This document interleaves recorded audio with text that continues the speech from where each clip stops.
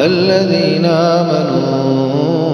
أطيعوا الله ورسوله ولا تولوا عنه وأنتم تسمعون ولا تكونوا كالذين قالوا سمعنا وهم لا يسمعون إن شر الدواب عند الله الصم البكم الذين لا يعقلون ولو علم الله فيهم خيرا لأسمعهم ولو أسمعهم لتولوا وهم معرضون يا أيها الذين آمنوا استجيبوا لله وللرسول إذا دعاكم لما يحييكم واعلموا أن الله يحول بين المرء وقلبه وأنه إليه تحشرون واتقوا فتنة لا تصيبن الذين ظلموا منكم خاصة واعلموا أن الله شديد العقاب واذكروا إذا أنتم قليل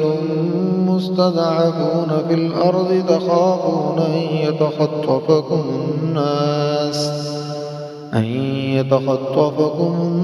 الناس فآواكم وأيدكم بنصره ورزقكم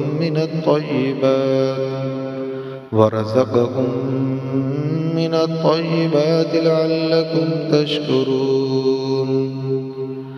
يا أيها الذين آمنوا لا تخونوا الله والرسول وتخونوا أماناتكم وأنتم تعلمون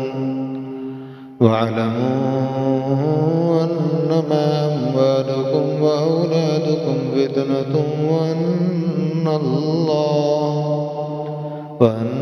الله عنده أجر عظيم يا أيها الذين آمنوا إن تتقوا الله يجعل لكم فرقانا ويكفر عنكم سيئاتكم ويغفر لكم والله ذو الفضل العظيم وإذ يمكر بك الذين كفروا ليثبتوك أو يقتلوك أو يخرجوك ويمكرون ويمكر الله والله خير الماكرين وإذا تتلى عليهم آياتنا قالوا قد سمعنا لو نشاء لقلنا مثل هذا إن هذا إلا أساطير الأولين وإذ قال اللهم إن كان هذا هو الحق من عندك فأمطر علينا حجارة من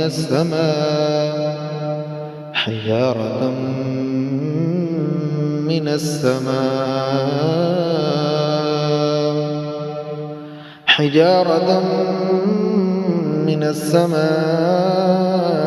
أو ائتنا بعذاب أليم وما كان الله ليعذبهم وأنت فيهم وما كان الله معذبهم وهم يستغفرون وما لهم ألا يعذبهم الله وهم يصدون عن المسجد الحرام وما كانوا أولياء إن أولياؤه إلا المتقون ولكن أكثرهم لا يعلمون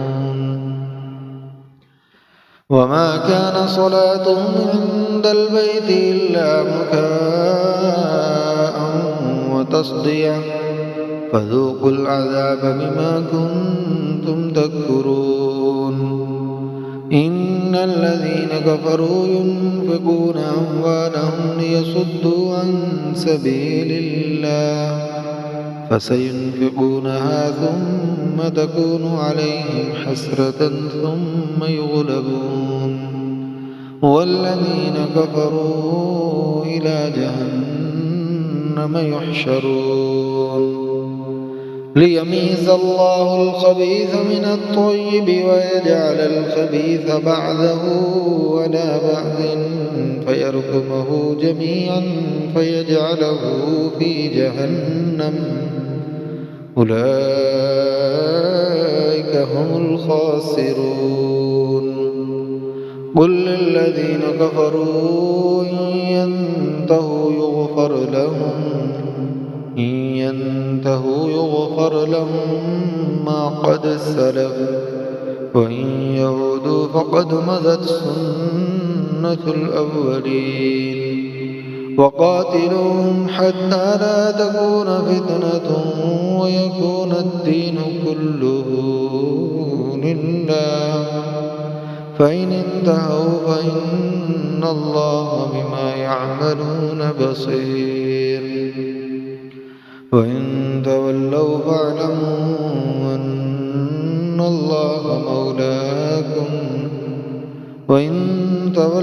فاعلموا أن الله مولاكم نعم المولى ونعم النصير.